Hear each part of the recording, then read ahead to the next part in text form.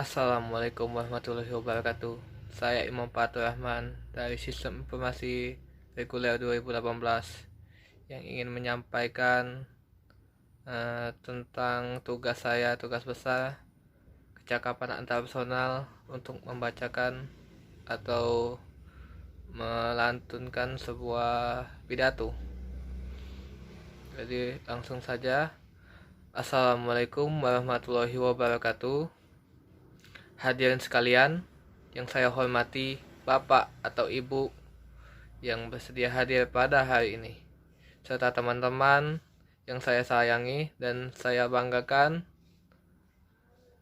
Dan pertama-tama, marilah kita panjatkan puji syukur kehadirat Allah Subhanahu wa Ta'ala atas segala limpahan rahmat dan hidayahnya lah, sehingga kita dapat berkumpul di tempat ini dalam keadaan sehat tanpa kekurangan suatu apapun. Tak lupa juga salawat serta salam kita haturkan kepada junjungan kita Nabi besar, Nabi Agung Muhammad SAW yang telah membimbing kita dari zaman yang gelap ke zaman terang benderang seperti saat ini. Pada kesempatan berbahagia ini, saya akan menyampaikan sebuah pidato yang bertemakan melawan hoax. Hadirin yang berbahagia, pada sekitar 20-30 tahun yang lalu, teknologi informasi sangatlah terbatas di Indonesia. Masyarakat sangat sulit untuk mengakses informasi atau cenderung memerlukan waktu yang lama, yang hanya mengandalkan surat kabar, radio, televisi, dan sebagainya. Itu pun masih terbatas untuk masyarakat saat itu. Namun sekarang keadaan tersebut berubah, terbalik secara 360 derajat. Teknologi informasi berkembang dengan sangat pesat. Masyarakat begitu mudah untuk membuat, mengakses, ataupun membagikan informasi. Di satu sisi lain, hal tersebut berdampak positif karena arus informasi menjadi lancar serta cepat. Namun di sisi lain, derasnya informasi ini tidak bisa kita bendung, sehingga kita tidak bisa menyaring. Lalu muncullah istilah hoax. Hoax ini adalah istilah yang begitu sering kita dengar pada akhir-akhir ini. Menurut Wikipedia yang saya baca, hoax atau dalam bahasa Indonesia disebut dengan pemberitaan palsu, adalah informasi yang tidak benar, namun dibuat seolah-olah benar adanya. Hoax ini banyak yang kita jumpai saat ini, mulai dari Facebook, Twitter, Instagram, serta WhatsApp. Saya yakin para hadirin sekalian di sini setidaknya memiliki satu akun atau bahkan semua akun media sosial tersebut.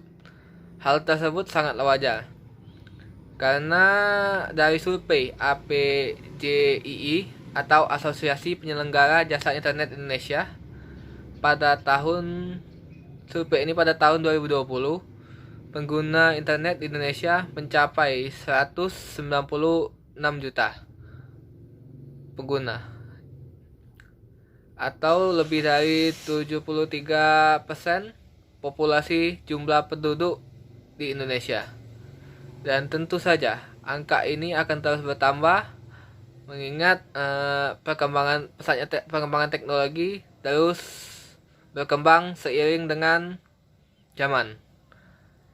Lumbung hoax terbesar menurut saya adalah internet. Karena dalam internet begitu banyak sekali berita palsu, baik itu disebarkan melalui grup WhatsApp, Facebook, ataupun portal berita online. Mungkin para hadirin sekalian bertanya-tanya, mengapa hoax ini sangat banyak di internet? Jawabannya adalah karena mudahnya dalam pengaksesan internet untuk menyebarkan informasi dengan cakupan yang sangat luas. Hanya dengan beberapa kali penekanan pada HP ataupun laptop hadirin sekalian, itu dapat menyebarkan sebuah informasi ke banyak orang dengan sangat mudah dan cepat. Banyak fenomena yang saya lihat saat ini di Instagram maupun Facebook. Dari Instagram sendiri banyak video yang disebarkan serta yang dipotong-potong dengan pengeditan sedemikian rupa pada politikus ataupun pemuka agama ataupun tokoh-tokoh terkenal dengan maksud oknum tersebut membuat masyarakat membenci tokoh tersebut. Adapun juga fenomena di Facebook, karena pengguna Facebook banyak fenomena di Facebook ini banyak berita yang berupa judul atau thumbnail yang disebarkan pengguna dengan screenshot tanpa membaca dengan detail berita tersebut. Adapun berita yang memang dari situs yang belum terpercaya disebarkan melalui Facebook yang ditujukan untuk membuat situasi memanas dan tidak harmonis di Indonesia. Hadirin yang berbahagia, sebelum kita membagikan suatu informasi kepada orang lain, kita harus benar-benar memastikan apakah itu berita yang benar dengan sumber yang benar, ataupun berita yang dengan belum benar adanya atau sumbernya meragukan. Jangan sampai menjadi orang-orang tersebut dengan menyebarkan berita hoax. Berbagi informasi itu sangat baik bagi kita, sangat penting bagi kita. Akan tetapi, kita harus bijak dalam menanggapi ataupun membagikan suatu informasi dengan membaca terlebih dahulu berita tersebut secara menyeluruh, secara mendetail. Jangan sampai berita-berita yang tidak benar tersebut dengan sumber yang tidak pasti disebarkan begitu saja.